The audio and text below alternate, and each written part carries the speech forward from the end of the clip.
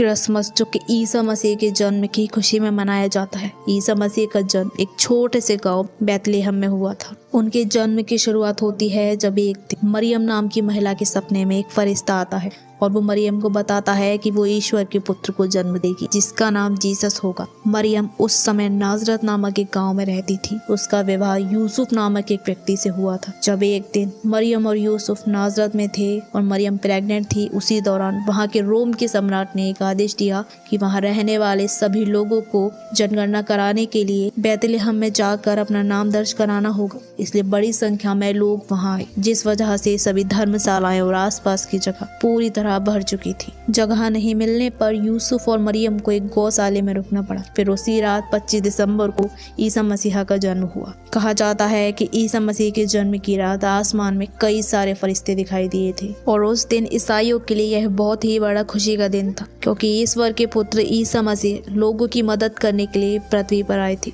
ईसा मसीह के जन्म के बाद उनका परिवार वापस अपने गांव आ गया, जहां उनके पिता अपना कारपेंटर का काम करने लगे। बाइबल में 13 से 29 साल तक उनके बारे में कोई भी जिक्र नहीं मिलता है। हालांकि यह भी कहा जाता है कि कुछ समय बाद ईसा मसीह ने अपने पिता का काम सीख लिया था और लगभग 30 साल की उम्र तक वे बढ़ई का काम करते रहे। ईसा मसीह की असली कहानी तब शुरू हुई जब उन्होंने 30 साल की उम्र में यूहन्ना जॉन नामक संत से शिक्षा प्राप्त की। शिक्षा ग्रहण करने के बाद ईसा मसीह ने उपदेश देना शुरू कर दिया, जहां उन्होंने अपने 12 शिष्य भी बनाए। उनके शिष्यों ने ईसा मसीह से शिक्षा लेकर ईसाई धर्म का प्रचार किया। ईसा मसीह ने अपने उपदेश देने के साथ साथ बहुत से चमत्कार भी किए। उन्होंने बीमार लोगों को प्रार्थना करके ठीक किया। बाइबल में भी इनके चमत्कारों को बताया गया है, जिसमें बताया गया है कि अपनी शक्ति के बलबूते उन्होंने मरे हुए लोगों को जिंदा भी किया था और दुष्ट आत्माओं से परेशान लोगों को मुक्ति भी दिलाई थी। इन चमत्कारों से उन्हें बहुत से लोगों का सम्मान और प्यार मिला, लेकिन कुछ लोगों को उनसे नफरत और जलन होने लगी, क्योंकि उनके उपदेश यहूदी धर्म की मान्यताओं से बिल्कुल अलग थे, जिसके कारण उनके कुछ उपदेश यहूदी के कट्टरपंथी लोगों को अच्छे नहीं लगते थे। इसी वजह से वो ईसा मसीह के विरोधी बन चुके थे। यहूदियों का मानना था कि खुद को ईश्वर का पुत्र बताना भारी पाप है, इसलिए उन्होंने उस वक्त के रोमन गवर्नर पिलातुस से ईसा मसीह की शिकायत कर दी। रोमनों को हमेशा यहूदी क्रांति का भी डर रहता था, जिस कारण कट्टरपंथियों को खुश करने के लिए पिलातुस ने ईसा मसीह को मौत की दर्दनाक सजा सुना दी। उन पर अनेक जुल्म उठाए, उनके हाथ पैरों में कील ठोंक कर उन्हें सूली पर लटका दिया। शुक्रवार के दिन उनकी मृत्यु हुई। इस दिन को गुड फ्राइडे भी कहते हैं। ईसाइयों का कहना था कि सूली पर मरते समय ईसा मसीह ने सभी इंसानों के पाप खुद पर ले लिए थे। ईसा मसीह सूली पर 6 घंटों के लिए लटके रहे और आखिरी के 3 घंटों के समय पूरे राज्य में अंधेरा हो गया। बाइबल के अनुसार मृत्यु के 3 दिन बाद ईसा मसीह फिर से जीवित हुए थे और 40 दिन के बाद वो सीधे स्वर्ग चले गए।